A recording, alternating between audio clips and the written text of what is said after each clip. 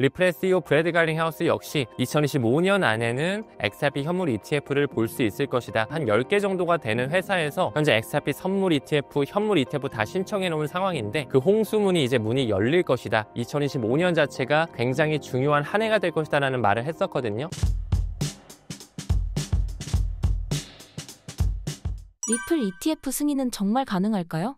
네, 저는 XRP에 대한 현물 ETF 승인은 빠르면 올해 연말 정도, 조금 더 시간이 지연되더라도 한 내년 1분기 안에는 완전히 승인이 될 거라고 봐요. 제 개인적인 생각도 있지만 리플의 CEO 브래드 갈링하우스 역시 2025년 안에는 XRP 현물 ETF를 볼 수 있을 것이다. 이 폭스 비즈니스의 인터뷰에서도 얘기한 바가 있었고, 리플의 프레지던트를 맡고 있는 모니카 롱, 리플의 사장 같은 경우도 굉장히 많은 회사에서 한 10개 정도가 되는 회사에서 현재 XRP 선물 ETF, 현물 ETF 다 신청해 놓은 상황인데 그 홍수문이 이제 문이 열릴 것이다. 2025년 자체가 굉장히 중요한 한 해가 될 것이다 라는 말을 했었거든요. 그래서 일단은 리플의 임원진 역시도 올해 연말까지는 어느 정도 SEC에서 완전히 XRP에 대한 현물 ETF를 받아들여 줄 거라는 걸 알기 때문에 우리가 좀 천천히 기다려볼 필요가 있을 것 같아요. 그리고 최근에 리플의 CLO 스튜어트 알데로티가 이제 SEC한테 어느 정도 서한을 보냈거든요. 우리 이제 증권에 대한 명확성과 이제 증권이 아닌 상품이라는 걸 확실하게 좀 하자. 그리고 우리가 지금 현물 ETF 준비하고 있는데 얼른 좀 받아들여줘. 이런 어떤 하나의 요청서, 서한을 보냈는데 SEC에서 굉장히 또 고무적으로 그걸 받아들여줬거든요. 그래서 지금으로부터 한 6개월에서 8개월 안쪽으로는 이제 승인을 할 수밖에 없는 타임라인이 걸려 있습니다. 그렇기 때문에 빠르면 올해 연말, 늦어도 내년 1분기 안까지는 XRP 현물 ETF, 사실 XRP뿐만 아니라 솔라나라든지 라이트코인과 같은 그런 글로벌 메이저 코인들이 현재 ETF가 준비되어지고 있거든요. 그렇기 때문에 지금 현재 우리는 XRP에 대한 현물 ETF 승인은 일단 좀 많이 남았으니까 아직 블랙록이 신청 안 했어요. 블랙록 같은 경우는 세계 최대 자산 운용사죠. 1.5경 원 이상 돈을 지금 운영을 하고 있는 굉장히 유대계 자본의 뿌리와도 연관된 세력인데 아직까지 블랙록에서 신청하지 않았기에 일단은 블랙록이 신청하는 그 시기를 좀 기다려봤으면 좋겠고, 그 전에 반드시 끝나줘야 되는 게 리플과 SEC의 소송의 마무리예요. 합의로 좀 끝나줘야 된다라는 거. 그렇기 때문에 XRP에 대한 가격 상승에 있어서 일단은 우리가 좀 빨리 볼 수 있는 거는 리플과 SEC의 소송 합의로 인해서 블랙록에서 XRP 현물 ETF를 신청하는 그 시기, 빠르면은 저는 충분히 한 7월 전후로 해서 나올 수 있다라고 생각을 하거든요. 그래봤자 한 달에서 한 달 반 정도 남은 거니까 좀 느긋한 마음으로 오히려 싼 값에 XRP를 조금씩 쟁여놓을 수 있다라는 마음으로 DCA 전략이죠. 분할 매수하셨으면 좋겠습니다.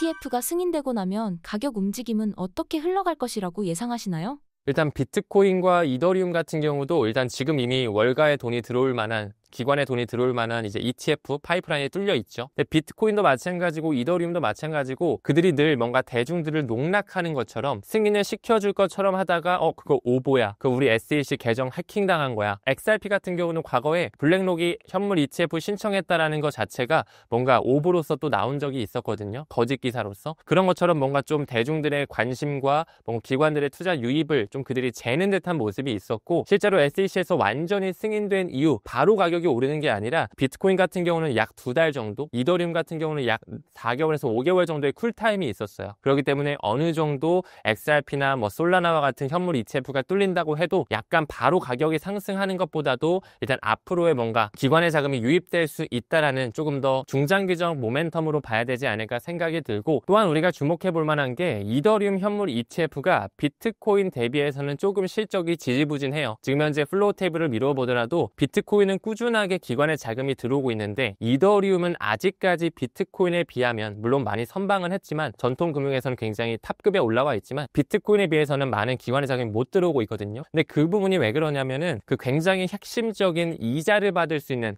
그 스테이킹이 편입되지 않기 때문에 그래요. 우리가 기관 입장에서 기관들은 워낙 굴리는 자금이 크다 보니까 1%, 2%, 심지어 0.5% 단위로만 이자를 준다 해도 정말 그 증권사를 바꿔 탈 정도로 굉장히 민감하잖아요. 근데 우리가 이더리움을 코인베이스나 하물며 우리나라 업비트만 하더라도 스테이킹을 맡겨서 2%, 3% 정도의 이자를 받을 수가 있는데, 굳이 블랙록이나 피델리티한테 내 이더리움을 맡겨가지고 이자도 못 받는데 굳이 기관들이 자금을 투입을 할까요? 안 하겠죠. 그래서 아직까지는 그 SEC가 이더리움 현물 ETF에 스테이킹을 편입시켜주지 않았거든요. 근데 슬슬 나스닥이라든지 프랭클린 템플턴이라든지 블랙록과 같은 그런 자산 운용사, 증권사에서 이더리움의 현물 ETF에도 스테이킹 넣어달라 요청을 하고 있고 지금 계속 그들끼리 원탁 회의를 하고 있어요. 그 때문에 이 부분이 아마 이더리움이 상승할 수 있는 트리거 포인트, 이더리움의 기관 자금이 들어올 수 있는 굉장히 중요한 기폭제가 되면서 알트 시즌까지 불어올 수 있을 거라고 생각을 합니다. 그래서 이런 부분 좀 천천히 기다려봐야 되고, 그리고 또 한 가지 말씀드려보면 비트코인 현물 ETF도 마찬가지고 이더리움 현물 ETF도 마찬가지고 상환을 할 때 아직까지는 현물로 주는 게 아니라 달러로 주거든요. 그러니까 한마디로 기관들이 뭔가 블랙록에 맡겨가지고 비트코인을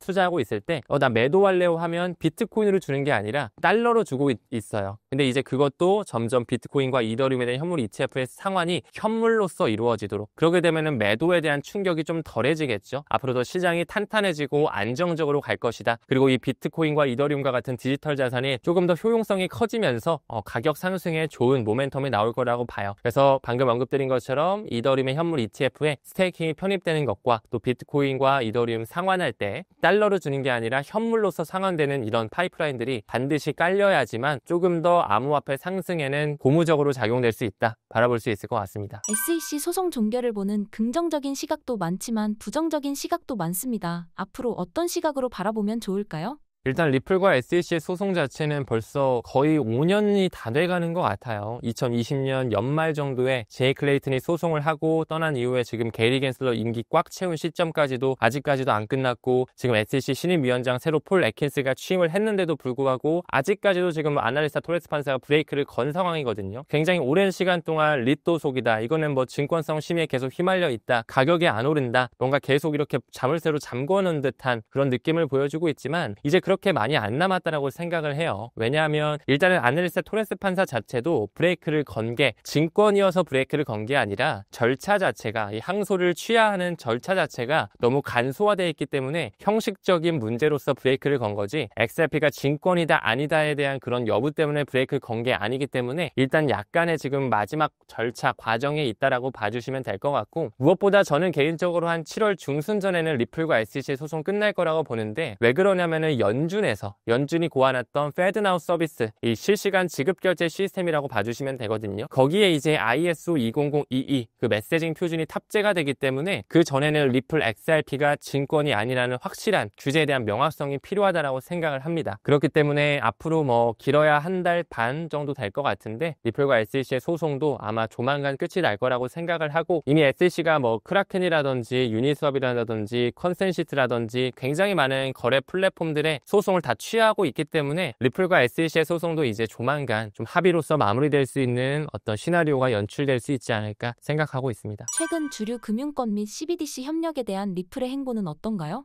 일단 리플사 같은 경우는 크게 4가지의 사업군을 하고 있거든요. 첫 번째가 리플 페이먼트 사업으로서 국경 간 결제 사업하는 거, XRP의 가격적인 부분에 가장 큰 지렛대가 된다라고 볼 수가 있겠죠. 왜냐하면 수요와 공급 법칙에 따라서 가격이 결정될 텐데 앞으로 많은 소각량이 발생을 할 거기 때문에 그렇습니다. 그리고 두 번째가 스테이블 코인 사업이죠. RLUSD로서 지속적으로 지금 이더리움 메인넷과 리플 원장 메인넷의 주조가 돼서 거래가 활발하게 이루어지고 있고, 시가총액이 벌써 3억 달러가 넘어갔거든요. 활발하게 지금 더더욱 시장 캐파가 커질 거다, 이렇게 생각하고 있고요. 세 번째가 커스터디 사업입니다. 리플사가 2023년 5월 때부터 굉장히 큰 돈을 가지고 메타코를 인수하고, 또 스탠다드 커스터디라고는 미국에 약 3,300억 원의 거금을 들여서 스위스 기반의 메타코, 이 커스터디 회사를 인수했고, 또 미국 기반의 스탠다드 커스터디까지 인수하면서 이번에 리플 커스터디로 완전히 리브랜딩을 했거든요. 그래서 암호화폐에 대한 보관 솔루션 역시 리플사에서 진행을 하고 있고, 이 마지막이 우리 PD님께서 질문 주신 CBDC 사업이에요. 리플사 같은 경우는 2013년 5월서부터 리플 원장 기반, XRP 레저 기반의 CBDC 플랫폼을 만들었거든요. 그러면서 5개국, 10개국, 20개국, 30개국, 지금은 더 팽창돼 있거든요. 각국의 중앙은행들, 각국의 국가 단위의 협력을 맺으면서 CBDC에 대한 커스터마이징을 할 수 있게 도와주고 있습니다. 그 부분 일환으로 리플의 CBDC 부분의 부사장인 제임스 월러스는 이런 얘기를 해요. 이게 2023년 7월 달에 나왔던 그런 얘기인데, 우리는 이미 약 30개국의 중앙은행과 이제 파트너십을 맺으면서 CBDC를 준비하고 있고, 특히나 리플 보고서를 통해 10개 중앙은행에서 9개 중앙은행이 이미 CBDC를 만들기 위해 논의하고 있다. 리플 원장 기반의 그 플랫폼을 쓰고 있다는 거고, 또 한 가지 굉장히 의미심장한 말을 하거든요. 지금 SEC를 통해서 리플사가 공격을 받고 있고 계속 힘든 모멘텀을 보여주고 있지만서도 그 CBDC 파트너십을 각국의 중앙은행들과 맺을 때 그 소송에 대한 잡음은 전혀 문제가 되지 않았다라는 것이죠. 소송 때문에 리플사와 손잡 손잡기를 꺼려하는 중앙은행이 단 한 건도 없었다라는 것 자체가 리플과 SH의 소송은